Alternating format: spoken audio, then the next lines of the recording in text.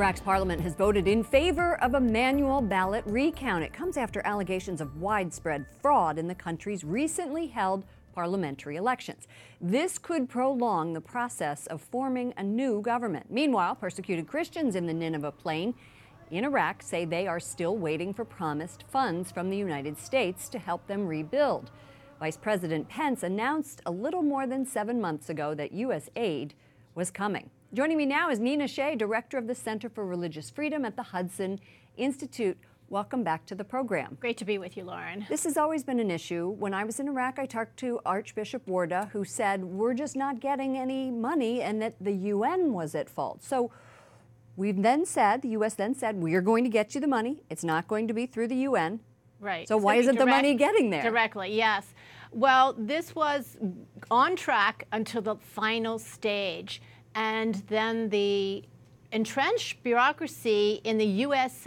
AID mission in Baghdad outmaneuvered the Trump administration. And yes, and really flouted the vice president's promise and policy. It wasn't just a promise, it was a policy of this administration. So what happened? This is a little bit of a tough story to follow. So the Trump administration says we're going to give Christians in Iraq aid.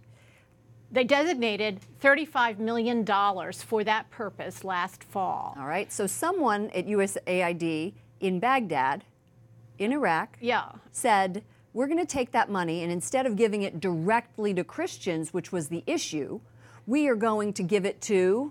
Someone in Baghdad appointed an anonymous panel, we don't even know who they are, who are career bureaucrats in the agency of USAID. Okay.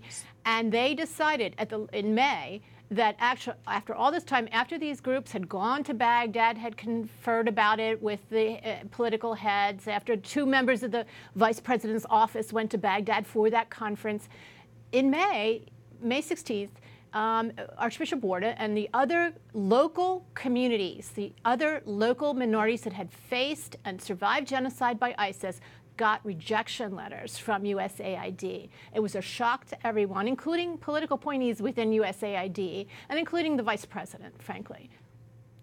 What's next? The president pledged America would provide support directly to those communities. And Archbishop Warda has said that ISIS was a trial that they survived.